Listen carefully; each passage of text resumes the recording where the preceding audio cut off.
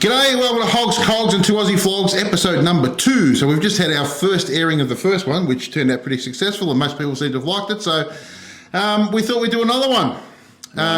Why not? So welcome. So what do we got on the agenda today? Mate, there's absolute bucket loads on the agenda today. But before we head into talking about all our subjects and all our things that we want to talk about today, there's one subject that came up.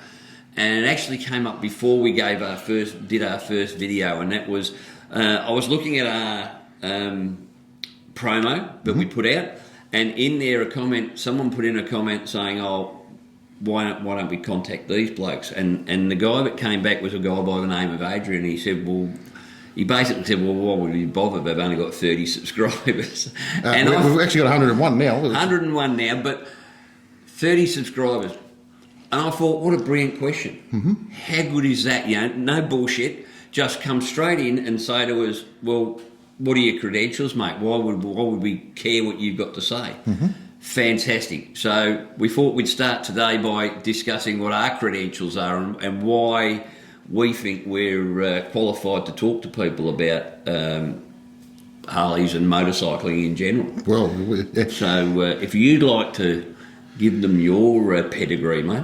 So, well, first of all, I guess as far as podcasting and stuff goes, my pedigree comes in. I've obviously got a YouTube channel with which has been going for about 2 years now, with say about over 750,000 views on the channel, and it's got on the way to 4,000 subscribers, so it's pretty good. I've got obviously social media page and all that sort of stuff. But as far as the motorcycle side of it goes, I've been involved in motorcycles for a very, very long time. I think I rode my first motorcycle at the age of probably, 9 or 10, and have probably been doing it ever since. I've had all sorts of motorcycles, from off-road, enduro, dirt bikes, motocross, road bikes, race bikes, you name it, all the way through. I did take a little bit of a break for a little while there, obviously with family and houses and all that sort of stuff, and then got back into it again. I've done just about every rider training thing there is to do. The only thing I didn't do was I didn't go to Suzuka, which I had the opportunity to doing and getting my racing license, and I just didn't want to go that far with it. I have ridden, I don't know how many hundreds of thousands of kilometres on motorcycles. My grandfather was a motorcyclist, so it's the thing I've known all my life is motorcycles, and it still to this day gets me up every morning and gets me excited. When we go on a trip, I know a lot of people like to sightsee. My big thing is every morning I get up and I'm just rapt that we're going back on the bike again, and I'm rapt to be riding. So I think that sort of puts me in a fairly strong position to be able to comment on motorcycles. And Paul's channel, for anyone who's been living under a rock and hasn't seen it, it's called the Harley Roadshow. If you haven't, I'd definitely recommend you get on YouTube and check out that Harley Roadshow. It's mate, some of the stuff you've done is first rate as far as I'm concerned, and my personal opinion is, apart from say the $1 Million Bogan, you're probably the next largest Harley centric YouTuber out there. Well, there's a streak between Danny and myself. However, I do appreciate it, and look, we try our darndest to put out as good a product as possible, and we want to make sure that the stuff we're putting out, as we will do in this podcast, is what you guys like. People talk about algorithms and stuff on YouTube, and as a very big YouTuber once said, replace the word algorithm with audience, and that's what you're into. And you guys are our audience, and we want to make sure that you are enjoying it. And going from the feedback from our last episode, obviously we hit the nail on the head, and everybody seemed to enjoy it. So we're going to keep it going. Now, very good. Obviously, you've got a bit of experience in the motorcycle industry. Little bit of experience, mate. As I said, like you, I started riding as a kid. Got my brother bought me my first motorbike at the age of 7, and it was what was called a rock hopper, and it had a 1.2. We ended up it sat there for about 3 months until we could afford the 125cc lawnmower motor. Yep. Couldn't even afford a throttle motor. I had a lawnmower thing, so it was flat out or stopped. That was basically how it was. So that was when I first started. I've ridden Jap bikes majority of my life, and then 5 years ago, got me first Harley. I mean, I'd wanted a Harley since I was 16 years old. You know, when I first read Easy Riders and all that sort of crap, mate. I mean, I used to collect Easy Riders and Oz bikes. Like that was the best day of the month when they came out. Yep. And wanted a Harley all that time. It took me till about the age of 55 before I could finally bloody afford one. And since then, mate, we've done. I mean, as I said, we did lots of miles. Prior to that, I've been involved in social motorcycle clubs for many, many years, from being the president of one for 13 years to all the way down to just... You also did rider training too, didn't you? I've done a fair amount of rider training, mate. But I mean, you actually taught guys to ride motorcycles. Yeah, well, I used to do learner motorcycle rider training, so out for Yamaha, out towards Frankston there, down on Thompson's Road. I used to do that for a part-timer. And that was always interesting, you know. It was amazing the amount of people that would come along thinking that they'd just get on a bike and ride. And not everybody is deemed to become a motorcyclist. I worked out back then. Yeah, you know. Exactly. You know, you get some young ladies who'd come along very nervous and they'd end up being fantastic riders, and you get blokes dressed up like bloody Wayne Gardner or Kevin Shantz when they arrived. And can't get out of their own way. Couldn't ride for shit, mate. Yep. So that was it. So my YouTube channel is called That Harley Couple, which I have with my tail gunner Lisa. I also run... Can I just say it's one of the great... the tail gunner. I just love the fact you call the tail gunner. Sorry. Well, she's always there out the back protecting my ass, mate. So that's why she's the tail gunner, and she's been doing that for around about 30 odd years now, which is great. I also run the Victorian Rallies, Runs and Events Facebook group, which we discussed on the last channel, the last episode, and I run the Harley Mods Australia Facebook group. So that's our credentials, guys. So I think we sort of, in case anybody's wondering, we not that I want to, yank our chain and talk about how good we are, but we're just trying to get across to you that, we're not just, flying by the seat of our pants here. We actually know what we're talking about if anybody's interested. Which leads me into... One thing before we go, we've told you what we are. What we also have to tell you is what we're not. No. So there's two things that you're not going to see on this channel. You probably won't see much at all in regards to adventure bike riding. No. That's not... I don't know about you, but I'm too old for that shit. Yeah, look, I've done a lot of it, and it's a hard gig. Like, you need to be. When you get to a certain age, and you probably should give up. Mate, I've got too much metal in my hip to even Yeah. contemplate anymore. So that's not going to be us. We're very Harley centric, but we're very road bike centric. So it doesn't matter whether you got a Harley, an Indian, or a Jap bike. Doesn't worry me in the light. No, as they all say, mate, it's always the same wind. Yep. Okay. The other thing we don't discuss, or we're not going to get into, is, and someone actually asked me this earlier in the week. What about the 1%ers? And I say, I don't know. I've never had any experience with 1%ers. So I'm not qualified to do and it's not our thing. It's not our thing, and it's not. We're never going to be something that we're not. And I'm not. The last thing we're going to be is pretend to be that we know something about 1%ers close. No. We leave that to them, and good luck to them. But it's just not us. It's just not something we're into. It's just the way it is. We're motorcycle tourers, and that's what we're into. So that's what we are and what we are not. So we hope that clears up a few things for a few people. Yeah. Now, talking before, which is one of the main reasons, one of the main subjects we're talking about tonight. You talk about rider training, lots of stuff, and I'm talking with the subject we've got tonight is older riders and how they're statistically higher representatives in motorcycle accidents and fatalities, and the reasons behind that. My thoughts are, and I see it a lot.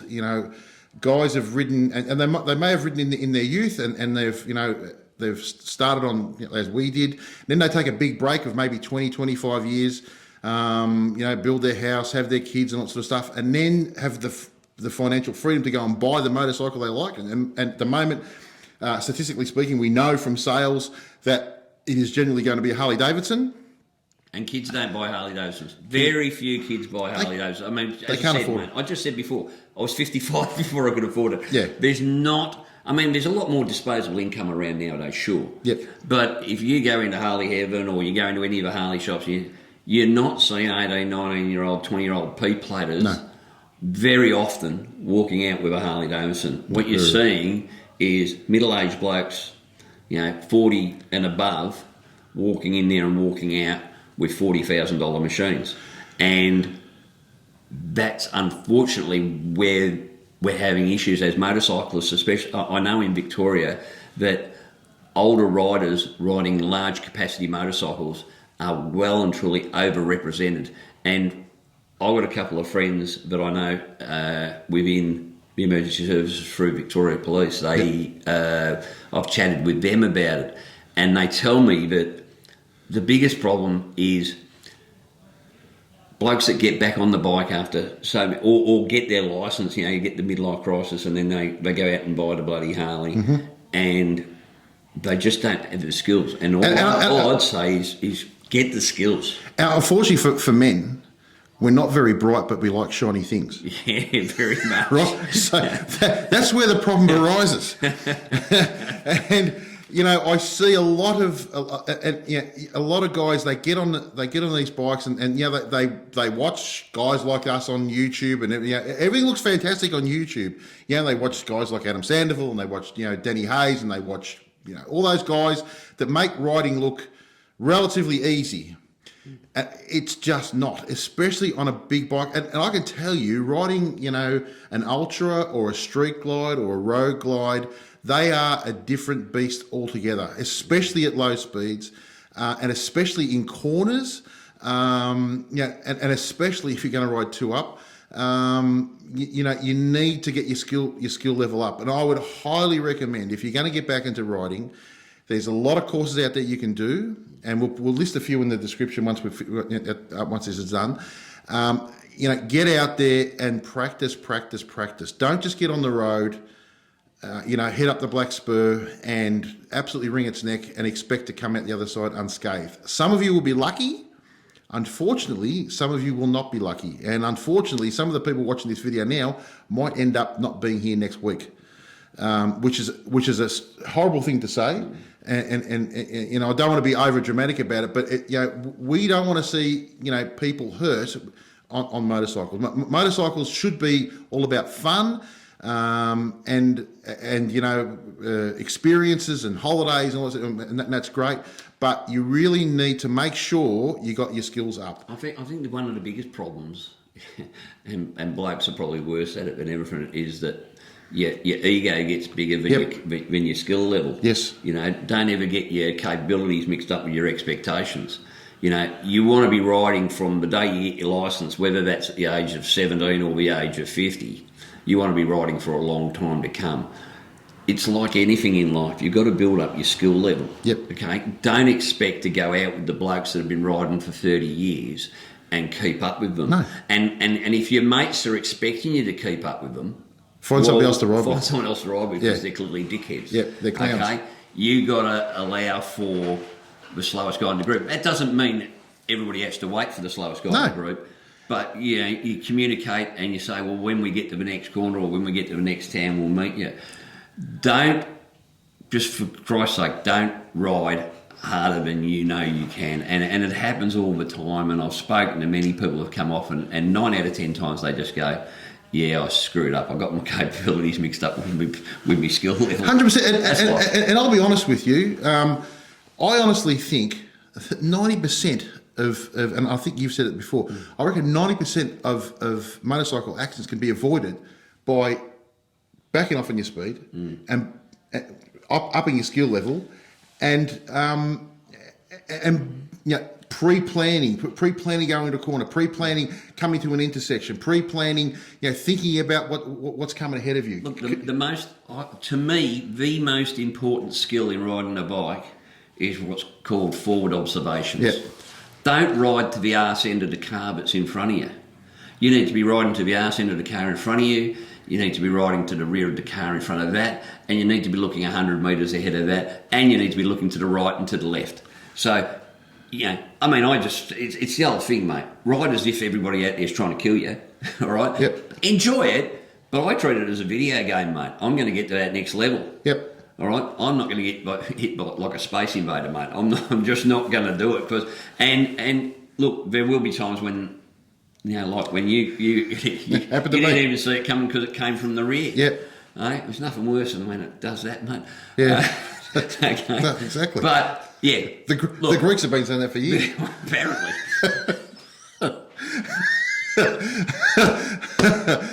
So you're an idiot. Yes. Like I've just completely lost my train of thought. Like a lot of people, trust traffic lights. Do not trust traffic lights. Do not trust giveaway signs. Do not trust stop signs. If 90% of accidents happen at intersections, and there's a reason for that, because the clowns behind the wheel of the car are looking at their phone, adjusting their stereo, yelling at the kids in the back seat, daydreaming, whatever it is, and they just go straight through that red light like it wasn't there. The reality is, mate, is that, yes, and I'd agree that a lot of accidents are caused by car drivers. Yep. But we've had a bit of a phenomenon in the last couple of years, I've been told, and that is a lot of these are single vehicle accidents. So it's not the car drivers hitting us. Okay, that always turns out really bad when we do get hit by a car.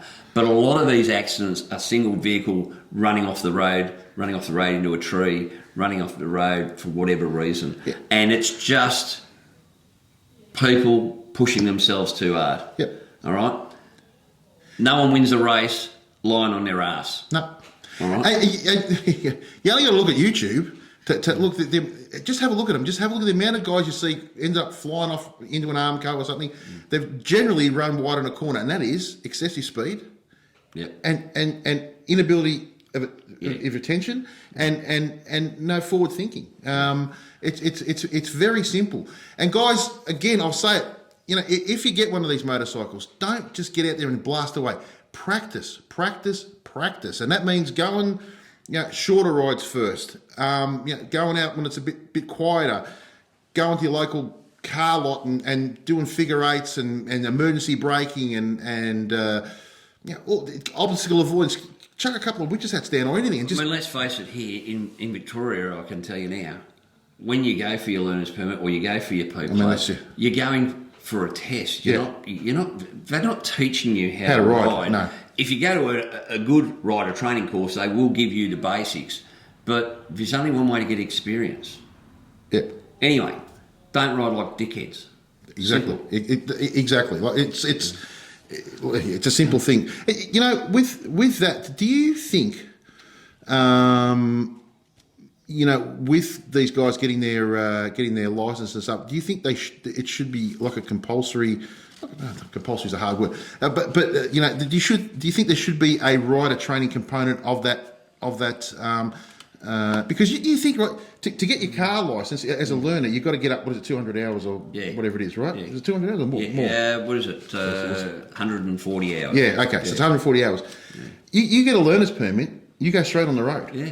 Right? Yeah. So I honestly think that there should be some there is, when you go for your learner's permit these days, you actually have to go and do a course. And it's when I was training it, and that was, 10, 15 years ago now. Yeah. It's a full day course. Yeah. But you don't learn to be a rider in one day. No. You might learn to be able to keep the thing from falling over, in a block. But none of that component is out there on the road. No. I mean, you get the basics, which most of us got at the age of 7 or 8 years old in the paddock across the road. And don't even get me started on the fact that kids can't even grab a mini bike and go down to bloody local reserve anymore because too many Nancys in this world. But anyway, I just think skills are something that have to be built up over time. And the only person that's going to stop you getting yourself killed is you. Yep. Because if you're waiting on the prick driving the bloody Volvo coming out of the side street, then you're kidding yourself. Look, a couple of tips for me for new riders, and I tell my kids the same thing, and they drive cars, is especially before you take off from lights, and this was told to me when I did a police rider training course, and this is one of the guys there told me, make sure you do this. Before you take off, look left and right even if you've got a green light, before you go anywhere, look left and right and make sure everybody has stopped. Then go. Because you're a long time dead. And trust me, when a car hits you, it bloody hurts. Yeah. Well, mate, doesn't matter what they put on the side of it. If they said he was in the right on your tombstone, it don't friggin' help. Yeah, exactly. All right, enough of that misery and grumbling. Let's go to something that was a whole lot better, mate. Let's talk about the... we discussed it and we showed a little bit of footage of it last time. The $1 Million Bogan Lifeline ride. We both attended. Along with about 1,200 other motorcycles. About 1,200 other motorcycles. What a great day. Look, honestly, I honestly reckon it was probably the best day in that type of environment I've ever seen. Like, literally no idiots. No, it was... Everybody rode really well. Really well, apart from the bloke that ran into me, but yeah, we don't worry about that. I digress. Again. Up his bum. It wasn't pretty. Yeah, but, like, Danny, to his credit, was... and look, I know he cops a bit of grief, you know, and a bit of hate and stuff, but honest to God, from Geelong Bike Night... Mate, the guy didn't stop. No. It was a hot night, Geelong Bike Night, and rather than go home, he actually cut his jeans off. So he had shorts. I mean, Guy's got too much money. Yeah, right. So that was the first one. He gave his time freely. Not only him, the Bobhead boys, Parry, Cole, they all gave their time freely and were happy to chat with everybody, which I thought was fantastic. Yeah. No one got refused a photo, a chat. No, it was just fantastic. It was one of the best things I've ever been Look, involved the in. only thing I'd say is that next year, Jesus, Daddy, we're going to have to do something about, because I think it's going to be huge next year, mate. Yeah, I mean, it was just so good. Yeah, and there was one unfortunate thing there where a couple of overzealous coppers pulled a bloke over for not having a helmet, which, okay.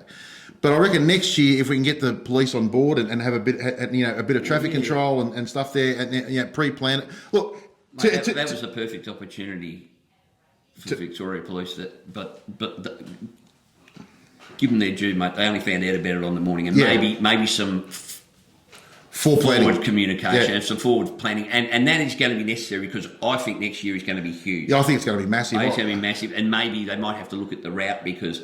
I mean, that route down from the highway down into Lawn... To Dean's Marsh? From Dean's Marsh down in Lawn. That's actually, for a learner, would be because they've got some off-camera it's a corners tough... and that. So it's a lovely bit of road. I really enjoyed it. Yeah. But, again, you've got to look at the lowest common denominator and you're going to have people that are unskilled on their first big ride, especially riding with a big group. I was going to say And to his credit, Danny brought it up at the start and said, just ride within your skills. Yeah, make sure. Yeah, no, it's not a race, and we said, we advertised the whole thing. We don't want any dickheads, and to everybody's credit, we didn't get any, and it was honestly, it was probably one of the best things I've been involved with. If you want to see a little bit more about that ride, we won't go on about it all night, but if you go to Paul's channel, the Harley Roadshow, he did an absolutely cracking.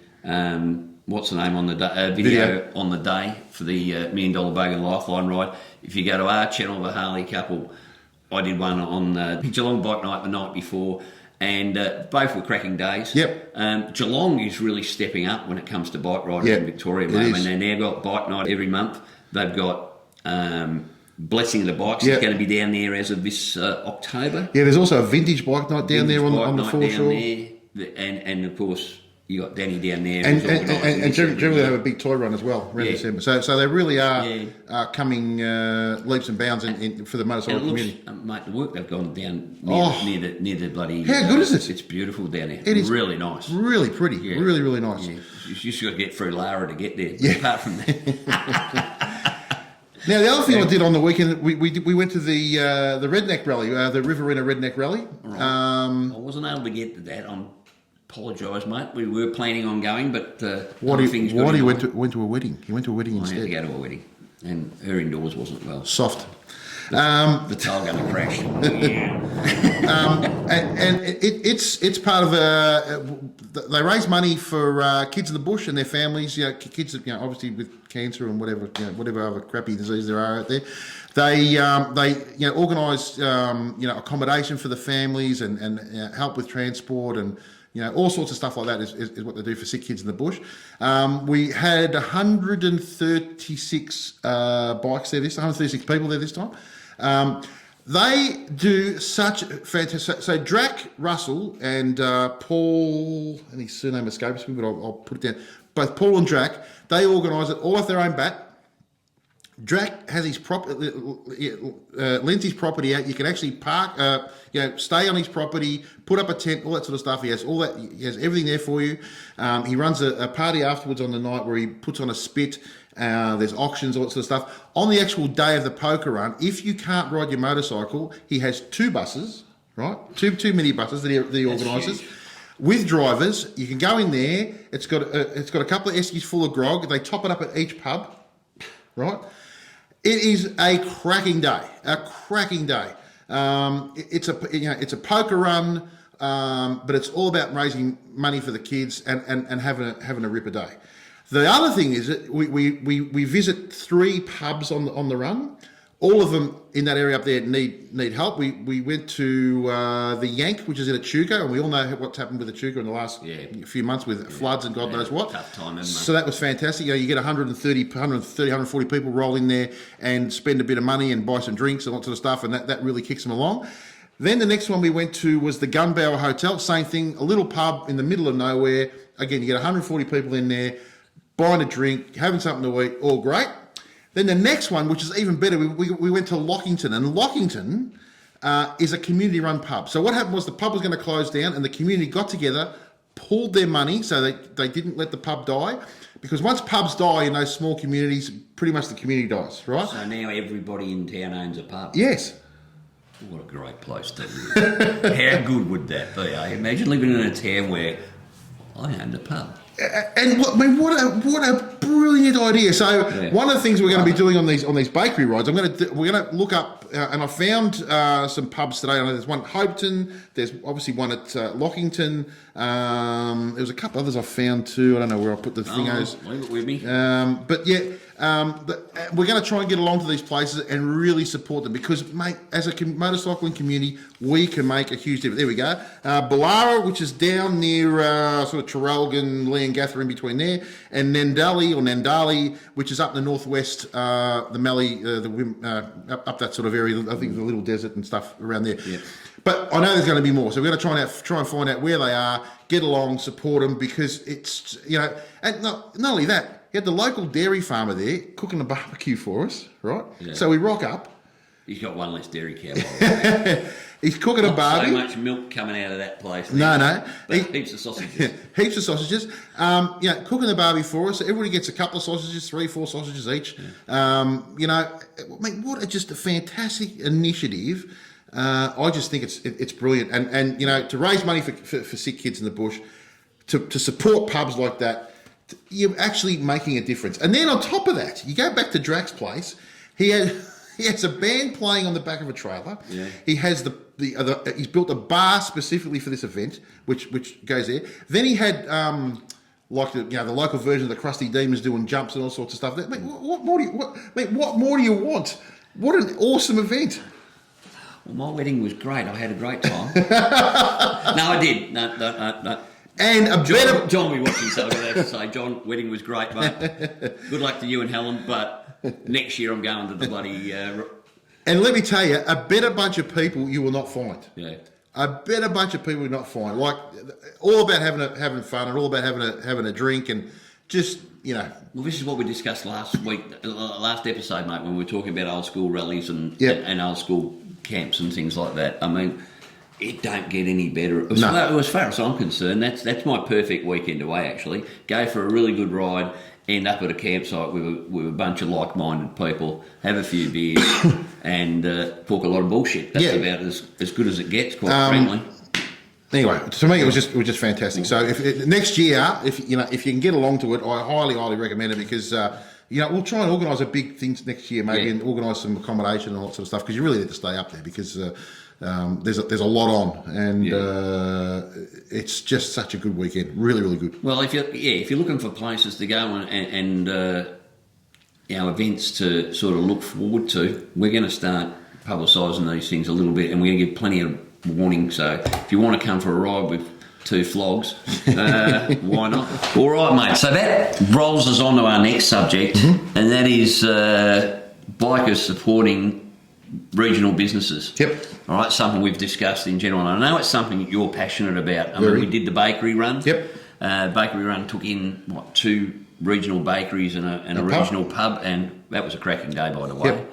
And you're going to want to run a few more of those this year. Definitely, 100%. We're going to tell me all about it, mate. So, for those of you who haven't done it before, what we do is we organise a ride.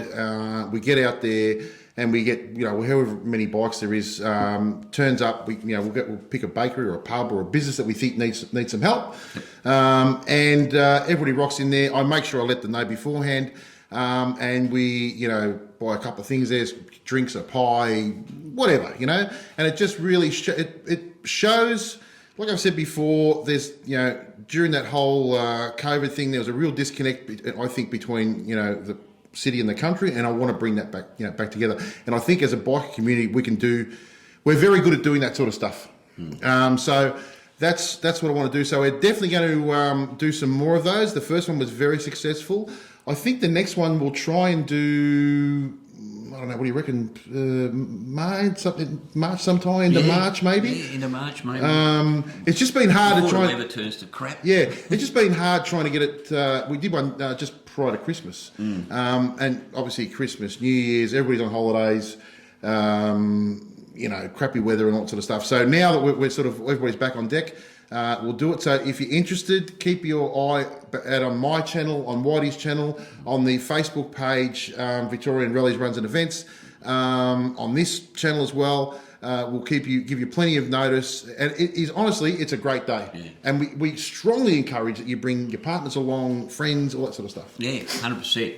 And if you didn't get to see the last episode, this channel is going to work side by side with both Paul's YouTube channel, the Harley Roadshow, and ours, the Bad Harley Couple, and also with the Victorian Rallies Runs and Events page. So if you sign up to the Victorian Rallies Runs and Events page, which is free, so that's where we're going to be putting these things, and we're going to be putting a lot of emphasis on these, because we're both pretty passionate about getting out there and helping our regional community who have done it tough, mate. Yeah, I like I said to you, going to that Lockington pub and I see the difference it makes. Yeah.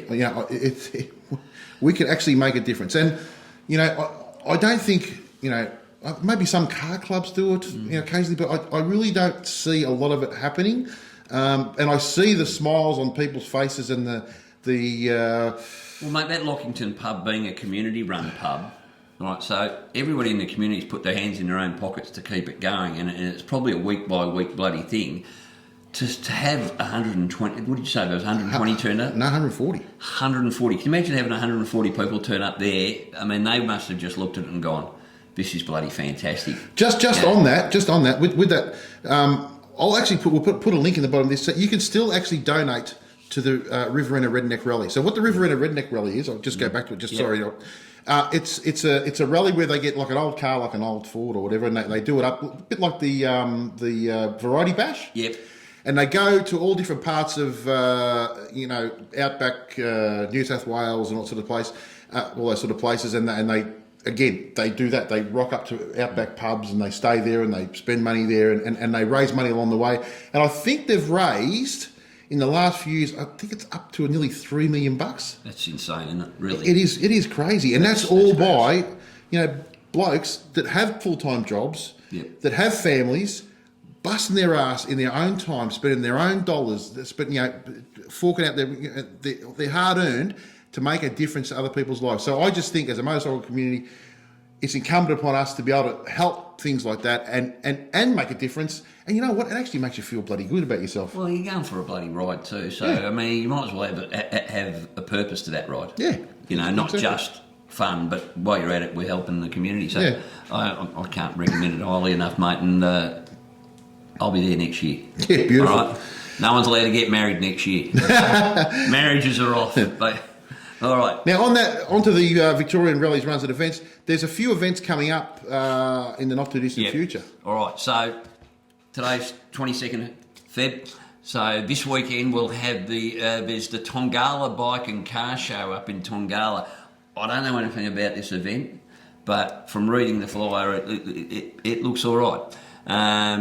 Also, on the 25th is the first annual Skipton Dice Run, which is like a poker run type thing. Yep. That one looks good. That's up at, they're leaving Rockbank at the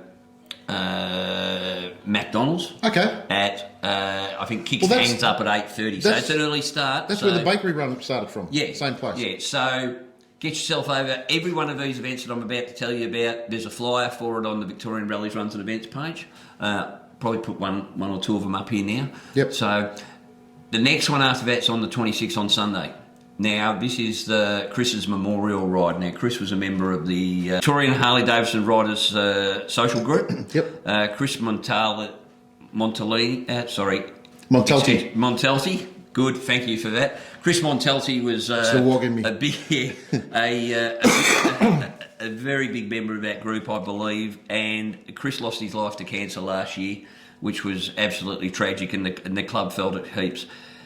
They're putting on this as a memorial ride for Chris. There's some other stuff being done a little bit later in the year too, so this one starts at Whittlesea. It's going to head over to Yea. They're going to head over to Hillsville for lunch, and then after that they're going to head over to the St Andrews pub.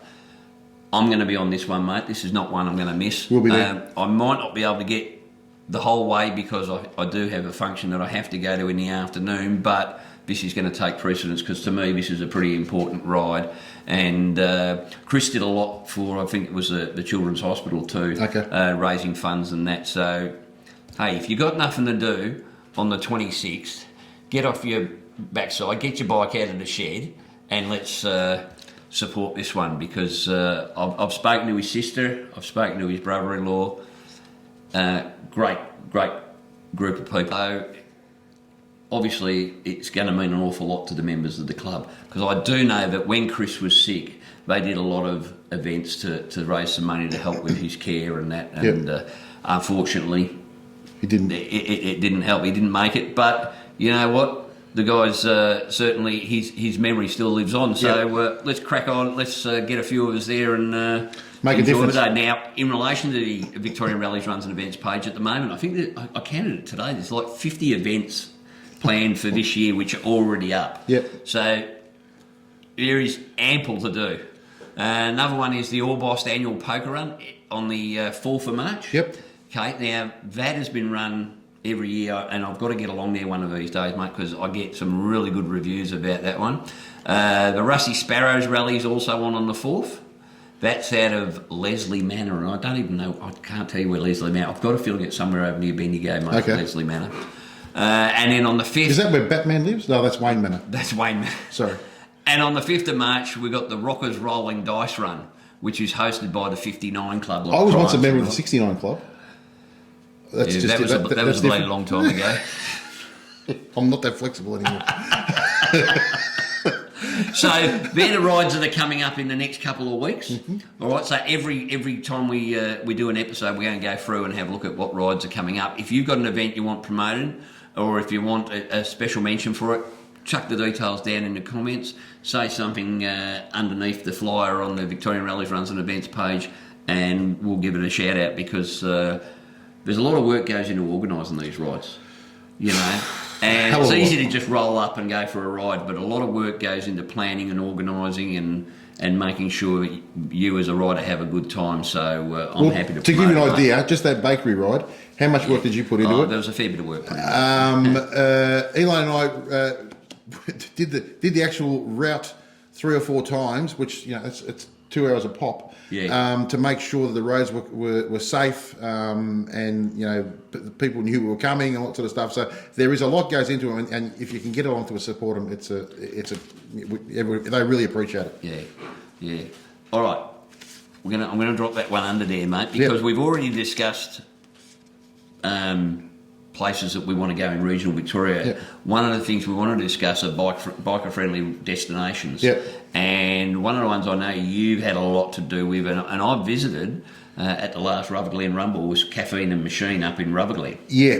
Tell us about it, mate. So Caffeine and Machine is run by a bloke by the name of Nick Horton, who's a great fella and another really community-minded biker. Fantastic fella. And Caffeine and Machine is a bakery. I'm pretty sure he's putting in some big pizza ovens. I don't know if he's already done it or they're coming, but he's going to put some like a big wood-fired pizza oven there. Out the back is a magnificent, like a museum of all different sorts of motorcycles, motorcycle gear. It's like a massive shed man. Like a massive man. It's actually attached to the Caffeine and Machine, which is a coffee shop / bakery / whatever you want to say. And they have the best toasties and bloody bee stings and good feed, bread and good pies feed. And all sorts of stuff. It's feed. fantastic. Not only that, this is how good he is. He's put in a bike lift in that same area, so you can actually come in and work on your motorcycle there if you don't have your own shed. That's pretty cool, isn't it? On top of that, he's also done this. A couple of his customers that come in are in wheelchairs or disabled. He's put a lift in, so if you can't get up the stairs, you jump on this lift, it takes you up, get out to the toilets. I mean, this is just a coffee shop. It's really. a coffee shop. It's a local business. That's all it is, right? There's some bloody cracking places out there which are super biker friendly, and these are the places that we should be supporting. Yep. All right. Don't go to Starbucks or one of those corporate. No. Don't get me started on that. But we've got so many small businesses in this country that deserve us to throw some money at them. And why would we support someone that's not supporting us? Well, it's not only that. You talk about Starbucks. Where do you reckon the money's going? The money goes back to the Yanks. For not there's anything wrong with the Yanks, but we wouldn't mind keeping the money in Australia, and with local guys. And they're going to get enough of my money later this year as it is, mate, when I go to Stooges. Exactly, that's right. Did I tell you I'm just going about to pay off the national debt? Did I tell you I'm going to Stooges? Just make sure there's no balloons flying over there. Stooges, baby. But Caffeine and Machine is an absolute, and not only that. If you're a biker, generally Nick will come out and have a chat to you. He's always up for a chat if he's around. It's just a really, really top bloke and a top place to go. If you get up there, Ruther Glen, it's on the. We'll put the address here, but it's a ripper spot, absolute ripper spot. Yeah, and that leads on to the Rubber Glen Rumble, which this year's being held Anzac Day weekend. Yes. We're both going to be there. Absolute cracking weekend. That's a great show. Yeah, cars, bikes, trucks, and normally I don't give two tosses about trucks, quite frankly. Cars I can walk past, and I appreciate a good car, but they've got a massive shed there full of but last year it had some cracking bikes in there. So I spent probably an hour and a quarter in the shed just looking at the bikes. And again, it's the race funds. For people that need help up that way, especially after all the floods. And that again, that's on the 22nd of April. So what we're doing is we're going up. Well, I think we're going up, but we're going up 22nd, 23rd, 24th, 25th, because the Monday will be we'll take that as a long weekend. Yeah, we're making a 5-day week. Yeah, why not? And again, spend a weekend up in that magnificent area, which has got everything to offer: wineries, fantastic roads. We went up there last year for it, mate, and it's like a 2.5 hour, 3 hour ride from Melbourne. Mm-hmm. We took 7.5 hours or something to get there because we zigzagged across bloody Victoria to get to it, and we had an absolute ball, mate. And there was some magic things and some magic towns close by that you ride in and you go, where did this little place come from? They are just cracking little country towns. And can I just say this? I was watching Matt Laidlaw, and he was doing an interview with Shade Tree Surgeon. If you haven't seen that interview, it's a really good interview. It's on Matt's podcast. But one of the things that he did say was the best thing about YouTube is the fact that it forces you to do stuff that you normally wouldn't do. And I've got to say, doing this stuff that we're doing at the moment, it is fantastic. And so I guess what I'm getting across to you guys is you don't have to be on YouTube to be able to do this stuff. But you've got to get off the couch, like I say on the other thing, and get out there and experience. Because there was some flagrant bloody cross promotion It was. there. Have you ever heard anything like, get off the couch? We've got new T-shirts too, just in case you didn't. But like, honestly, I just implore you. You're dead a long time, and everybody gets caught up on the bloody mouse wheel and the rat race and all that sort of stuff. You work well, barely. I've got a business as well. Only for 2 more weeks, mate. But you've got to force yourself to get up and rather than sit there and like Danny Hayes says all the time, don't watch Netflix, make Netflix. Go out there and experience it. Yeah, look, there's so much to do out in Victoria for us, and New South Wales, South Australia, anywhere else is going to be the same. Yep. There are so many cracking spots out there. Tasmania. Well, I'm going next month, mate. Yes, just came back. We'll discuss that. Yep. We might discuss that. But, okay. Big week the last couple of weeks, mate, for the big HD. The big Harley Davidson, the 120th anniversary, and the new models have been released. What do you think of them? Nice colour. Watercolour, nice. Beautiful colours. I do like the colour. What are the prices like? They're bloody expensive. What do you expect? That colour you're talking about, they refer to it for the 120th anniversary edition as heirloom red. Okay. So it's a red with a black sort of tinge. Mate. It's a beautiful colour, beautiful paint. Well, I would say myself that one of the reasons people buy CBOs is for the absolutely sensational paint job, and they do. The CBO gets a beautiful paint job. This heirloom red to me looks as good as anything I've ever seen. Yep. Mate. It looks schmick. Now, apart from that though, the actual bikes are no different than the 2022 model. No. So, if you like the 120 anniversary badge, yeah, probably good. But other than that, well. Yeah, I mean, they're only going to make 1,500 Fat Boys, Yep. 1,600 Road Glide Specials, and I think 1,700 Heritage Softails, and I lost track after that, mate. Street Glide? They are going to make a Street Glide, and they've promised me it won't be black. Once you've had black, you never go back. I'm just saying. Now, one thing I did see on the, and everybody will have seen all the other videos, there's hundreds of videos out there from people talking about the new, the new 2023 Harleys. The one thing Harley have started to do, which they weren't doing up until about 12 months ago, is they're actually using YouTubers to get the message out. I mean, the thing was introduced by two blokes called Two Lane Life. Yep. The bloke with the cowboy hat and Yep. very cool beard. Good channel. It is a good channel, Two Lane Life. But they're full on, aren't they? Yep. And I know they're taking Ryan Urlocker from the Law-Abiding Biker podcast, Yep. which is probably the biggest motorcycle podcast in the world, Law-Abiding Biker.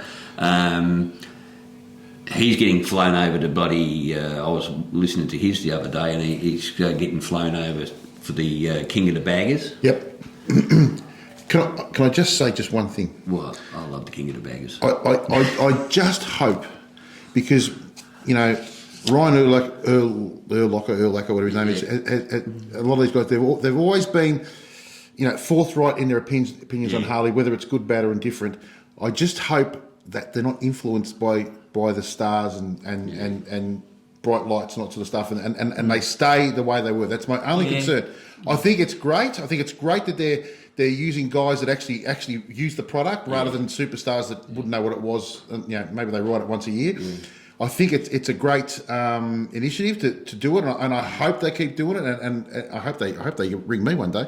But that's my only concern, is that we start getting biased opinions, which I hope we don't. Look, mate, that can always happen, though, can't it? Yeah, it can. I mean, I'm sure with one or two it will. But having said that, look, I've been listening to Ryan's channel for a number of years, and I actually have got a Patreon account with him, and I've met some absolutely cracking people through that, and hope to catch up with some of them when I'm over in the States. So I can't see that happening. I think Ryan also does, and if you haven't watched the Law Abiding Biker website, he does a lot of good stuff like short movies. Yeah. You know, big trips like when they go over to Sturgis or when they go around the Grand Canyon or something like that. So if you haven't seen it, punch it up on YouTube. I don't think you'll be disappointed. And if you're after some maintenance videos, I mean, they've got that many that are free. How to do a full, service on your bike. How to do a free hull oil change, all that sort of thing. I mean, I learned how to work on my Harley. Do they answer the age-old question of what oil do you put in that? Oh, we're not going to go there. It's simple. What tyre pressure? I just put what's the best free. tyre? What's the best tyre? What's the best tyre? What? Christ. How long's a piece of string, mate? Do I need if I put 14-inch bars on? Do I need to change the cables? Does he answer those age-old questions? Well, I think he should just put a thing that says, have a look in the bloody... Use the search thing, mate. It's been asked 1 billion times before. Stop asking dicky questions. There's no such thing as a dicky question, I guess. There's only dicky mistakes. But, when someone asks the same question that's been asked 1 billion times, you do have to roll your eyes occasionally. Anyway, so that's the new street lights. One thing they did come out with, mate, is the new Road Glide Free. Yeah. Now, the Road Glide Free is basically a trike made from a road glide. That'd be cool. You'll notice it has a shark fairing. Okay. No bats in sight, not a bat. There's more bats in bloody Poontang, China.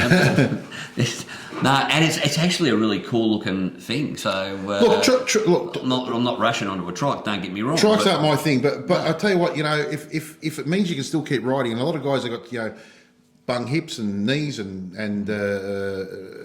veterans of the disabled stuff. If it keeps people riding, more power to you. It's a freaking cool looking unit. Yeah, really, really nice.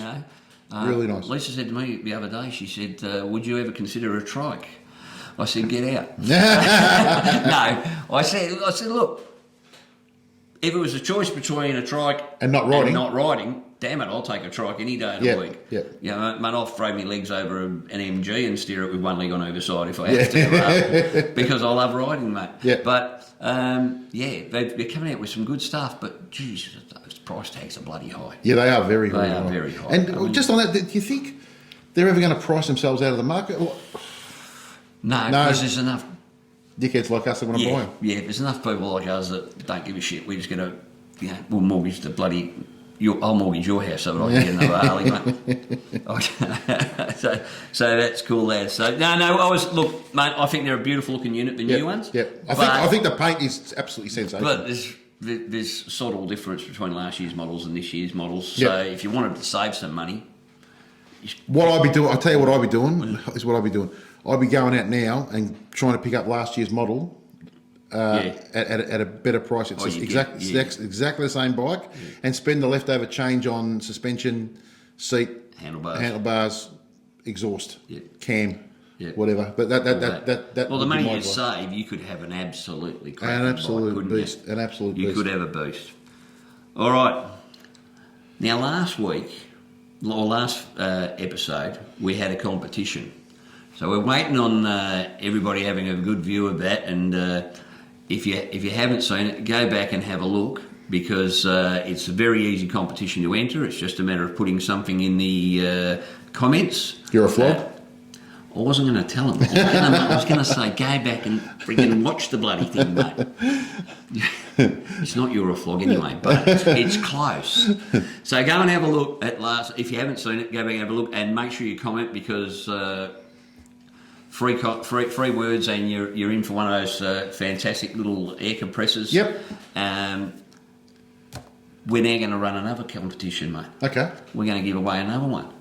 Fantastic. I think so. So what we're going to do is we want to see your motorcycle-related man cave. Ah. I want to see some man cave, because I'm doing up my cave at the moment.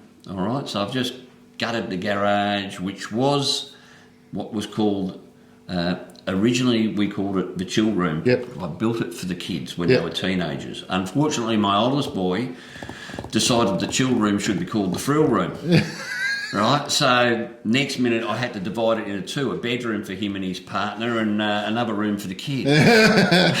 For my grandson, my first grandson.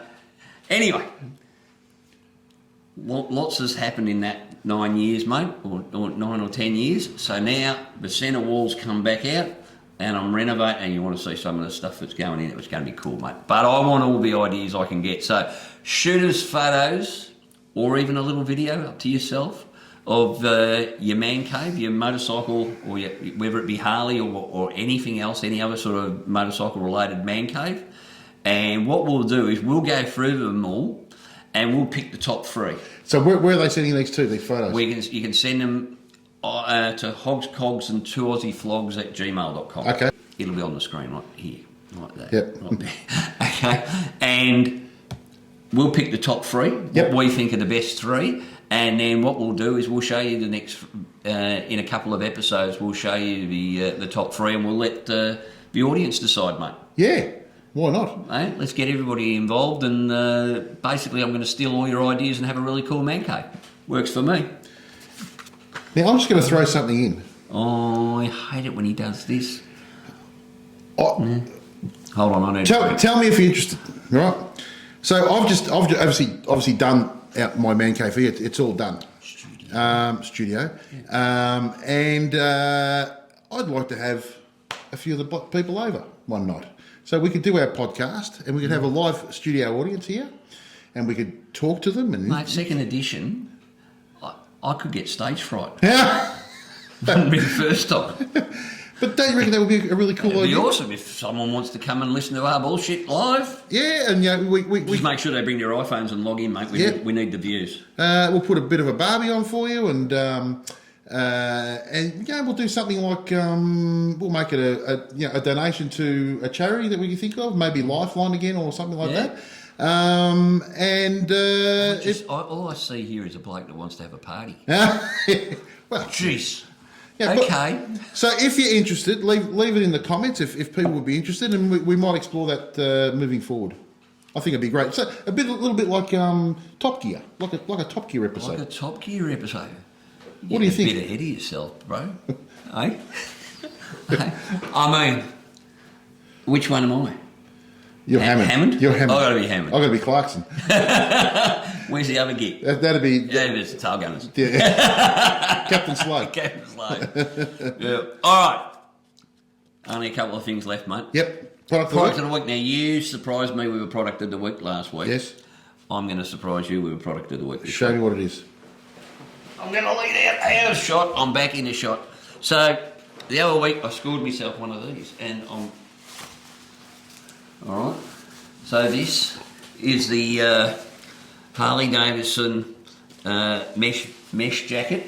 Yep. I think they call it a Triton or similar mesh jacket for summer riding. Now, pick this up. These are $321 the other week at Harley Heaven, and I tell you what, mate. If anyone's been thinking of getting one of these mesh jackets, I can just say, I'll put some photos up in a minute of the, of the jacket itself, where to get it and that. Well, are you going to put it on? Do I have to? Yes, put it. All right. What are we dealing? What am I dealing with here? It's hard to soar like an eagle when you're surrounded by buzzards. That's all I'm saying. Oh, look at this. He's like the Opal Man. Look at that, mate. It's not a bad looking little unit, mate. It's very good. And I do like the... it's a little bit of the old Very Bruce nice. Willis about that, mate. Very What do nice. you reckon? Very nice. So, but it's so, the mesh part of it is so cool when you're riding. It's like riding around in a little bloody air conditioner, mate. Yep. I went for a ride the other day, about a week ago, and it was about 30 degrees, man. It was just No, it's very pleasant nice. as. Now, I've often worn the Kevlar shirts, Yep. the flannies. They're still hot. Yep. This isn't hot. The cold air comes through it.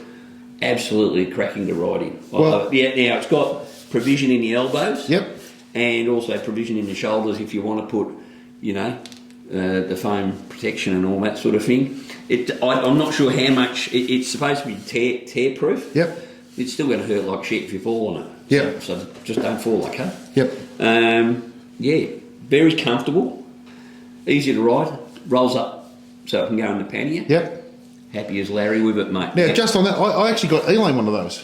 Did you? And she said the same thing. She absolutely loves it. We went to Geelong Bike Night. Now, when we went to Geelong Bike Night, That was friggin' hot, mate. it was 39 degrees That was ugly. heading down there. It was hot. And Elaine wore that. And she said it actually made a That really big surprises difference. me, mate, because she looked hot in it. She actually really liked it as well. So it must be something to it. So if you haven't, just bring your chair in a bit, mate. Oh, my. A bit far out. Oh, apologies to viewing audience. You'll get used to the smell eventually.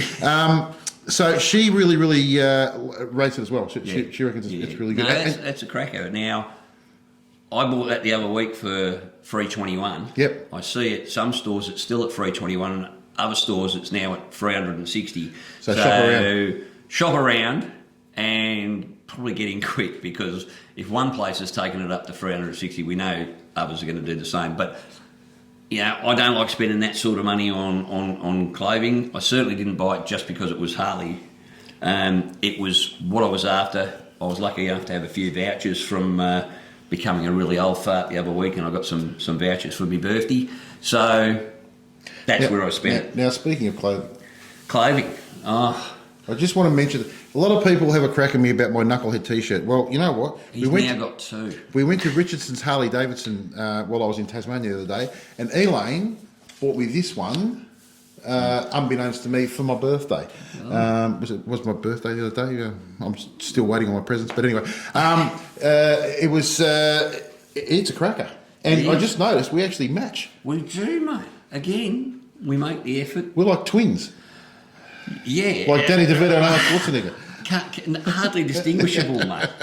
Hardly distinguishable. Now, from the mailbox, we got some mail. Did we? We actually did get some mail, mate. Now, let me grab my little bit of paper here with the little bits of mail. So, first thing came in from a bloke called Steve V. And this came in before we released our first episode, mate. So, when we put out the promo, Yep. I got this one, and it's from a guy called Steve V. It says, "Hey, guys, do you plan to give us the truth, or just drink from the Harley Davidson Kool-Aid jar?" Okay, I think if you watch the first episode, Yep. you've got the answer to that. Yep. We are not just going to kiss the corporate butt. Okay? If there's something to be said, I mean, no one loves Harley more than me, mate. I mean, shit, I'm branded, as they said in Wild Hogs. Yep. You know? But if there's something to be said, we'll happily say it, mate. No, And then it's not the perfect company. Well, and it's certainly not the perfect bike, especially when you first buy it. But there's something about them. Oh, there's lots about them, mate. But and Wouldn't it? Personally, I wouldn't have anything else now, because I've Yeah, had it's- jet bikes all my life, yeah. but now I can honestly say the first time I jumped on my first Harley that I bought and rode it home, I rode home with a smile on my face. Anybody who's got a Harley will know the same smile. And I thought, why the hell didn't I do this a long time ago? I just love them. I was a little different, mate. I picked up mine. I'd wanted it for years and years and years, and because I'd been riding sports jet bikes for so long, when I was riding at home, I was thinking, what the hell have I done? And it was about 300 kilometres of riding before I said to myself, I'm really starting to enjoy this. And now I wouldn't go back, mate. No. Probably 2 weeks later, I would never have gone back. Yep. All right, but that first ride home that was a lot of money to spend on something I don't like. Yeah, but then you did do a couple of things to it. I did do a little bit of work to it, mate. Just a little bit of work to that one. And I still got the fatty, and it's absolutely gorgeous. So, Steve, to answer your question, Yeah. I couldn't give a shit what people think. Yeah. I'll always tell you the truth, no matter if it's good, bad, or indifferent. A lot of people know me, will tell you that. One thing you'll know from me, I always call a spade, whether you like it or not. That's just the way I am. So, Yeah. and that goes for Harley Davidson as well, or any other thing. Yeah, doesn't matter, mate. As we said last time, though, there's no value for us to say something's great when it's not. Yep. It's no skin off our nose. Trust me, we're not sponsored by bloody Harley Davidson. I wish we were. Even if, honest to God, even if I was, and this goes for any deal I'll ever do, I'll only ever, like I tell my kids, my friends, I'll only ever tell you the truth. Now, whether you like that or not, that's just the truth is the truth. And like they say, the truth will set you free. And you know, it's hard to keep up a lie if it's nothing's free from Harley Davidson. No, I'll give it exactly. That's for bloody sure. But anyway, that is what it is. Now the other thing we got was it was actually when we were on the $1 Million Bogan ride. The tail gunner put me in contact with a couple of people there. We were having a quick chat.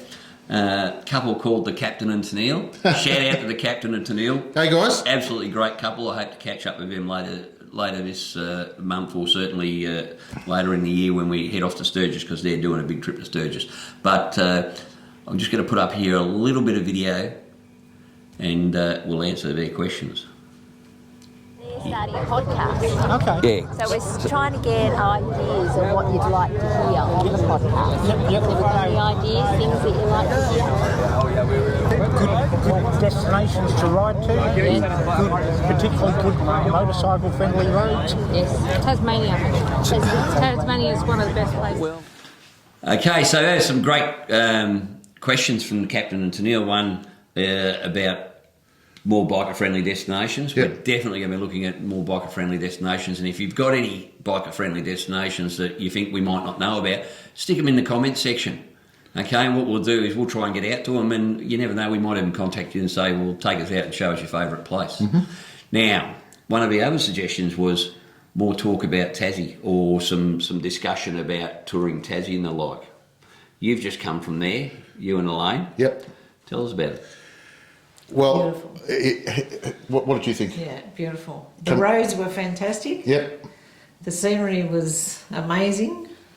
It is one of the, if you haven't done it, put it on a bucket list. Yeah. It is absolutely fantastic. We'll obviously go into more details down the track, but like Elaine said, the roads are absolutely sensational. The views are just ridiculously good. Yeah. The eateries are brilliant. We went to some beautiful places up around Stanley and Hobart and Strawn. The one thing I would say going forward, if I was to do it again, I would pick probably a 1/4 of it. So we went for 8 days, and you try to see so much stuff, but there were so many things that we went past. Yeah. But you know, if you know, there was waterfalls we went past, and there was little tracks that would have liked to have gone down. But we tried to get to as many places as we possibly could. We didn't book any accommodation the whole way around. We just turned up, winged it. Yep, didn't have any problems with accommodation at all, and that was even straight out of long weekend. So we had accommodation everywhere. So we had no issue with accommodation. People were fantastic. Yeah. The wine's superb. Oh, let's not talk about the wine. Good Lord. That's another story altogether. But anyway, but yeah, if you're going to do it. We went across on the boat, obviously. The ride was great on the boat. We on the way over we had a day sail, so we didn't get a cabin. We just stayed in the bar, which was cheaper. That works for me. Yeah, and on the way back it was an overnight sail, so we took a cabin. We got back at 5:30 in the morning, and both ways were flat. No doubt that it gets rough there, but the guys down below in the hold, you pull your bike up, they strap your bike down, everything for you. You need to do it when you get off, but it's easy. It's just a snatch and strap, so you just pull them apart and it's done. So if you haven't done it, my recommendation is definitely do it. What was your favourite part of it besides the wine? Oh, just all of it. I just think the scenery was amazing. Yeah. The whole, every part of it. I just loved it. Well, we're heading over after Brighter Days, so Yep. we'll get home Wednesday and then sail out on the Friday. So the tail gunner here, how many places have you got for us to see over there? Oh, about 50. I'm going to need a holiday to get over my holiday.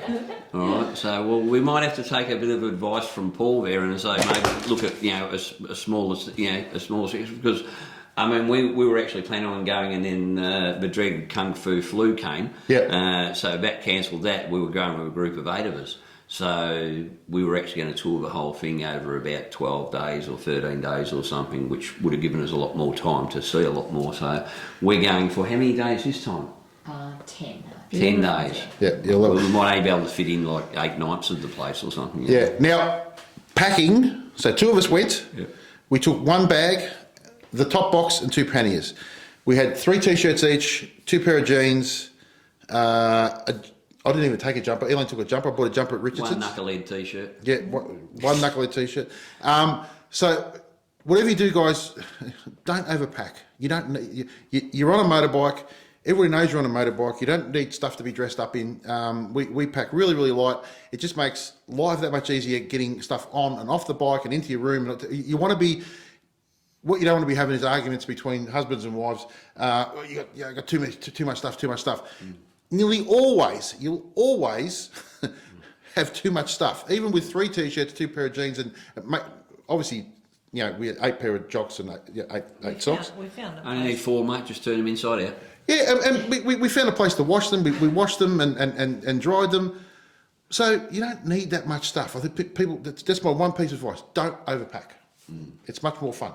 Yeah. Travel well, light. I reckon what we'll do, mate, is once we get back, we'll combine our footage and we might put together a special... We'll do a whole show. Yeah, Hogs, Cogs and 2 Aussie Flogs Tassie episode. So, Tanil, that should make you happy. Yep, definitely get over there. Thanks for the question. Thank you for the question. All right. I think we're just about done for the night, mate. I think so, mate. I think they've listened to enough of our crap. Yep. Once again, guys, thank you so much for the support. Thanks for the last show. We really appreciate it. We love the feedback that we got from the last show, which is really, really good. We will get these guys more involved because we know, a lot of women are in the biking community and they're underrepresented. So we're going to definitely be doing. We'll do specials with Elaine and Lisa involved more and more and more. So stay tuned for that. Please give us your feedback, like we said before. Don't forget to enter the competition, and we'll catch you next time on Hogs, Cogs, 2 Aussie Flogs. See you then, guys.